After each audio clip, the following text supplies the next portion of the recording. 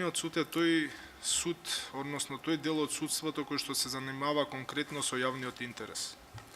Многу ретко се сретнуваат, барем и од анализата произлегува, предмети, односно односи, каде што јавниот интерес прединачи во однос на другите интереси, кога станува збор за граѓанската и за кривичната материја.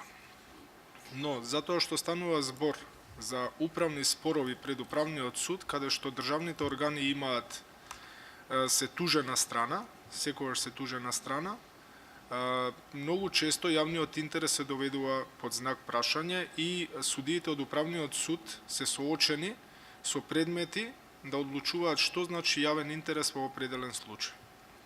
Кај нас јавниот интерес го дефинира извршната власт, затоа што таа ги извршува одлуките од законодавната власт, ги спроведува законите и цени кога треба определена работа, односно определена состојба да прогласи за јавен интерес. Кај извршната власт постои ексесивност во толкувањето и во примената на јавниот интерес како термин, како правен институт.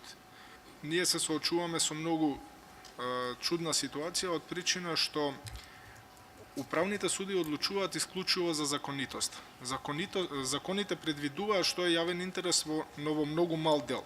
Другото е оставено на дискреција на извршните органи, односно на државната управа.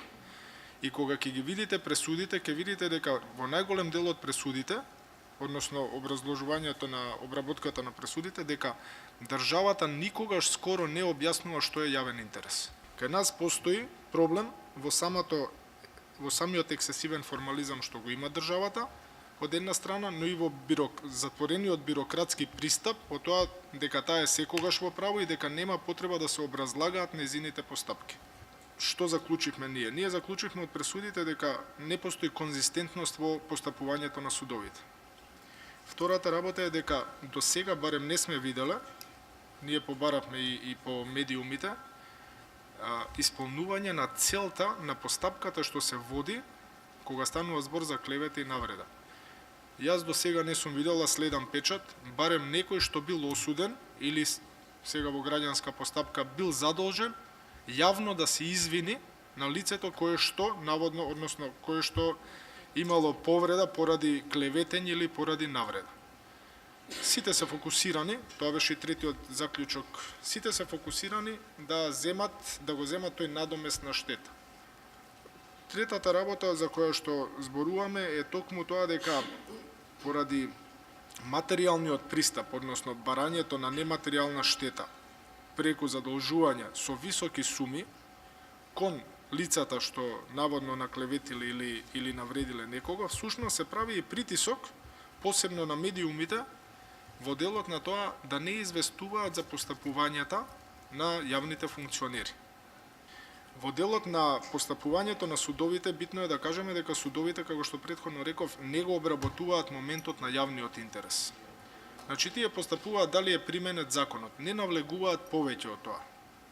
Провокативно е како во законот за заштита на приватноста, еден од последните закони, според мене небулозен закон, всушност се повикуваат органите, значи не е тоа конкретизирано, да ја следат, значи кога одлучуваат да ја следат праксата на Европскиот суд за човекови права. На кој начин, кога кај нас најголем дел, значи процентуално од правничката фела, сметаат дека праксата не може да биде извор на право. Уставот кажува кој може да биде извор на право, но никој не споменува доколку праксата би требало да се следи, на кој начин да се следи. И последната работа што ние ја потенцираме е дека треба да постои се поголем обем на обука во однос на Европската конвенција за човекови права.